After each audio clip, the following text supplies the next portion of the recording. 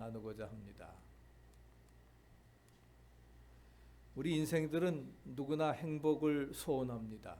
그렇기 때문에 오늘날의 정치, 경제, 교육 문화는 다 인생의 행복과 관련되어져 있는데, 여러 해 전에 영국의 한 신문사에서 현상 모집을 해서 누가 가장 행복한 사람인가를 이제 조사한 결과 몇 가지가 나왔는데, 그 중에 첫째는 모래성을 쌓는 아이였습니다. 오늘 백도가 웃도는 그러한 날에도 우리 청년들이 팀 빌딩을 이루기 위해서 뉴저지 바닷가에 가서 모래성을 쌓으면서 그것이 가장 행복한 그런 사람이라고 이렇게 선배이고, 두 번째는 집안일을 마치고서 그 다음에 아기를 잠재우기 위해서 목욕시키는 엄마, 그 다음에 대수술을 성공적으로 마친 그러한 의사, 그리고 작품 완성을 마지막 앞두고서 기뻐하는 예술가가 행복한 사람이라고 이렇게 선정이 되었습니다.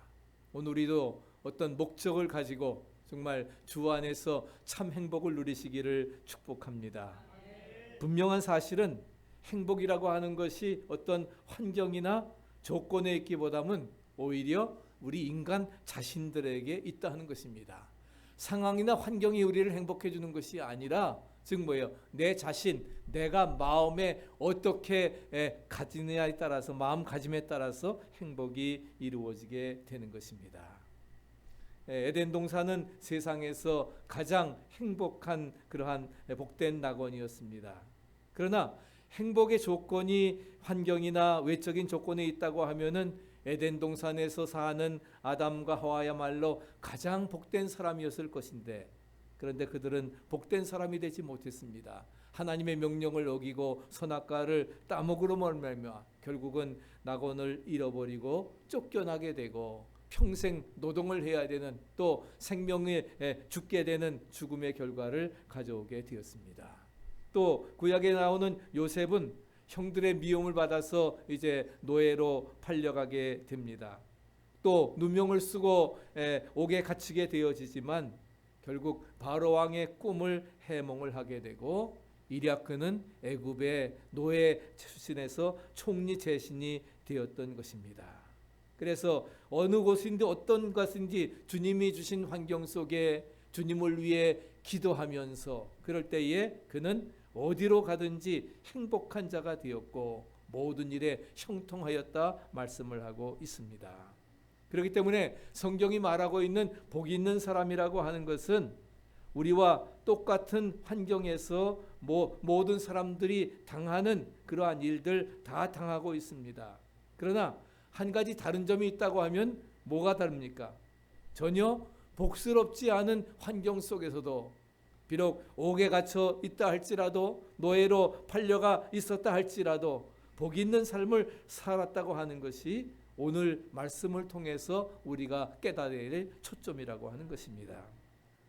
시편 150편 중에서 1편은 시편 전체의 서론이면서 시편 150편 전체를 대변해 주는 그러한 말씀입니다. 그래서 150편을 수집한 수집자의 마음이 바로 거기에 들어 있습니다. 우리가 시편에 보면은 다윗의 시가 있습니다. 아삽의 시, 고라의 시, 솔로몬과 모세의 시들을 수집하면서 그들 마음속에서 숨은 조상들이 어려움 속에서도 어떻게 이 어려움을 극복해 나가는 그러한 신앙을 찾아보았고, 그리고 회당 중심의 예배를 드리면서 그 말씀의 해석을 들으면서 그 진리가 깨달아지고 말할 수 없는 기쁨을 누리면서 고백하기를 바로 그것이 복이 있는 사람이라 말씀하고 있는 것입니다. 이 말씀 중에는 누구나 공통적으로 좋아하는 말씀이 있습니다. 바로 그것이 무엇입니까? 3절에 있는 말씀이지요. 그가 하는 모든 일이 다 형통하리로다. 그 모든 행사가 다 형통하리라 말씀하십니다. 합력해 선을 이룬다 하는 것입니다. 누구나 다 좋아하는 말씀인데, 다른 말로 말하면 만사형통이라고 하는 뜻이지요. 그래서 형통케 위해서 우리가 세 가지를 말씀을 하고 있는데, 이것을 잘 듣고 우리가 준행해서 이제 2019년도 하반기도 여러분의 생애가 또한 만사 형통하시기를 간절히 축원합니다. 우리가 형통하기 위해서는 반드시 갖추어야 될 전제 조건이 있습니다. 그 전제 조건은 버려야 할 것이 3가지가 있고 그 다음에 갖추고 취해야 될 것이 2가지가 있습니다. 그것을 말씀을 하고 있는데 먼저 처음에는 버려야 될 것 3가지를 이제 1절에 말씀을 하고 있습니다. 첫째는 악인의 길을 버려야 된다 말씀하고 있습니다. 악인의 꾀를 쫓지 아니하고 악인의 길을 따르지 아니하고, 여기서 악인은 하나님 앞에서나 사람 앞에서 도덕성이 결여된 사람들입니다. 그래서 성경은 악인을 짐승에 비유하고 있지요. 짐승과 같이 먹고 마시고 욕구를 채우는 일에 서슴없이 살아가는 그러한 사람들이기 때문에 거기서부터 멀어지고 그것들과 완전히 관계를 끊으라 하는 것입니다. 이 말씀은 악한 사람이 나에게 은밀하게 조언을 한다든지 아니면은 지혜를 준다고 할 때에 거기에 귀를 기울일 것이 아니라 사탄아 물러가라, 물리치고 따라가지 않는 것이, 그것이 바로 복 있는 사람의 길임을 말씀해주고 있습니다. 우리가 삶을 살다 보면은 이제 우리에게 악한 꾀를 넣어주는 그러한 사람들이 있습니다. 우리 이번에 한 건 치르게 되면 큰 돈을 벌 수 있는 기회가 생겼는데 누구든지 이 얘기 들으면 뭐예요? 귀가 솔깃해지잖아요. 한 건만 하면은 부자가 된다 하는 것인데, 또 좀 세상 사는데 편안하게 살 수 있는 좀 좋은 방법이 있는데 그렇다고 하면은 마음이 확 쏠리게 되어 있죠. 그러나 그런 가운데서도 정말 오늘날 우리 사회의 부정과 불의와 불법과 비리가 정말 그 뉴스에 가득 채워졌는데 그런 것들 다 무엇입니까? 정직한 정도로 가지 아니하고 거짓된 길로 술수와 방법과 방법을 써가지고서 가다 보니까 나중에는 그것이 처음에는 잘 풀리고 되는 듯 하지만은 돌이킬 수 없는 지경에 이르게 되어지는 것을 찾아볼 수가 있습니다. 오늘 본문에 보면은 악인의 꾀를 쫓지 말라고 했는데 그게 무슨 뜻입니까? 악인의 꾀를 따르지 말고, 즉 그들과 의논하지 말고 그들과 동행하거나 생각을 맞추거나 함께 일하지도 말라 하는 것입니다. 함께 동역하지 말라 하는 것입니다. 악인은 간사해서 꾀도 많습니다. 또 말과 행위도 민첩합니다. 그렇기 때문에 사람들 보기에는 일시적으로 성공한 사람처럼 보이지만은, 그러나 6절에 보니까 그 결국 악인의 길은, 6절 한번 읽어보세요. 악인의 길은 망하리로다. 아멘. 악인의 길은 망하리라 하는 거예요. 의인은 형통케 되어지지만 악인의 길은 처음에는 잘 되는 것처럼 성공한 것처럼 보이지만 그러나 그 결과는 망하리라 말씀을 하고 결론을 내리고 있습니다. 그래서 4절에 보면 악인의 길을 바람에 나는 겨와 같다 말씀합니다. 겨는 텅 빈 것이고 무가치한 무용지물입니다. 또 겨에는 생명력이 없습니다. 그렇기 때문에 열매를 맺지 못합니다. 심판날에 이제 불 속에 던지움을 받고 말게 될 것입니다. 그래서 악인의 꾀를 쫓고 악인과 함께 살다가 또 악인과 함께 망한 사람이 성경에 나오는데 누굽니까? 롯이라고 하는 사람입니다. 아브라함의 조카 롯이었습니다. 그는 아브라함과 함께 내려와서 이제 아브라함이 서로 목자들 간에 싸우니까 네가 좌하면 내가 우하고, 그렇게 하면서 네가 먼저, 사실은 삼촌이 자기가 먼저 우선권을 찾아야 될 텐데 조카에게 네가 거할 땅을 먼저 찾으라 했습니다. 그랬을 때에 소알적을 보니까 거기가 아주 평지면서 굉장히 좋아 보였습니다. 그래서 그쪽을 향하게 되어지지요. 그런데 결국은 거기 들어가서 어떻게 됐어요? 결국 그는 멸망을 당하게 됩니다. 만사가 형통하는 것 같지만은 소돔과 고모라에 결국 죄악이 관영하기 때문에 하나님께서 유황불로 심판하십니다. 그래서 불탈 때 모든 소유 다 태워버리고 겨우 생명만 구원받는 부끄러운 구원자가 되었다 하는 거예요.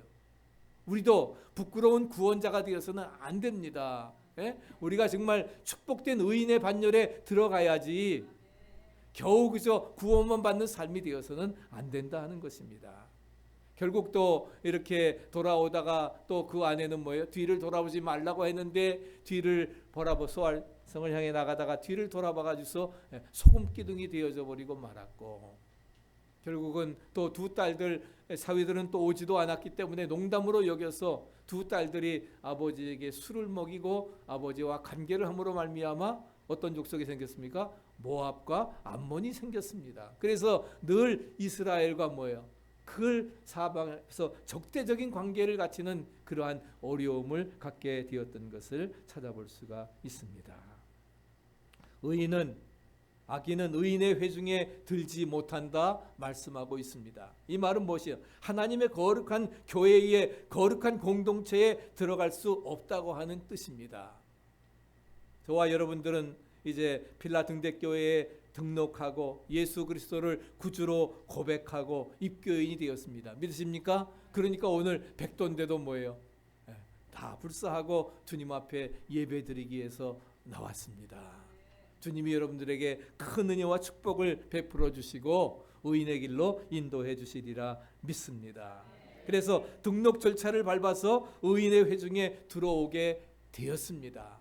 이제 우리는 부끄러운 구원만 받는 것이 아니라 주님의 말씀대로 순종하고 그 말씀에 귀를 기울이고 그 말씀을 준행함으로 말미암아 주님이 주시는 놀라운 축복의 반열에 설 수 있게 되기를 간절히 축복합니다. 그렇기 때문에 우리는 분명히 알아야 됩니다. 하나님 앞에서 악인의 길을 쫓는 사람은 형통한 삶을 누릴 수 없다. 아멘. 형통한 삶을 누리려고 하면은 악인의 길을 떠나야 된다 하는 것입니다. 의인의 길에 서야 된다 하는 것을 분명히 말씀해주고 있습니다. 두 번째는 죄인의 길에 서지 말아야 된다 말씀하고 있습니다. 악인의 꾀를 따르다 쫓다 보면은 죄인의 길에 섭니다.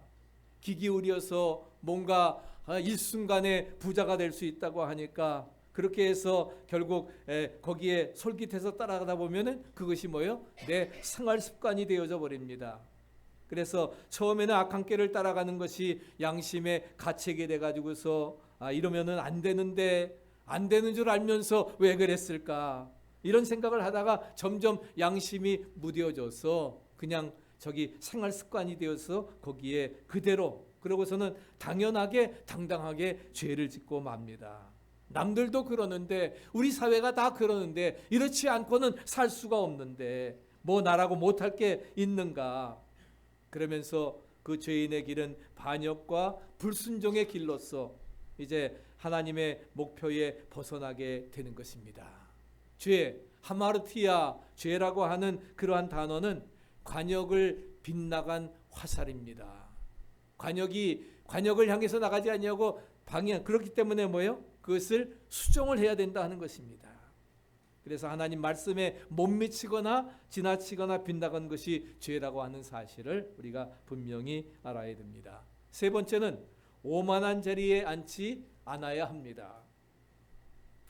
시편 기자가 얼마나 영감 있는 시를 썼는지 시편 1편이 150편을 다 대조해 준다고 했잖아요.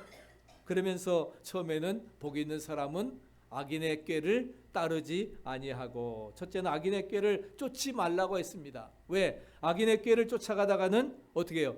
어디에 빠진다고요? 죄인의 길에 서게 되기 때문에, 악인의 꾀를 쫓다가는 죄인의 길에 서게 되기 때문에, 또 죄인의 길에 서지 말라 했습니다. 왜? 결국은 오만한 자의 자리에 앉게 되고, 세 번째 오만한 자리에 앉게 되고, 결국 오만한 자리에 앉게 되면 뭐예요? 결국 어떻게 돼요?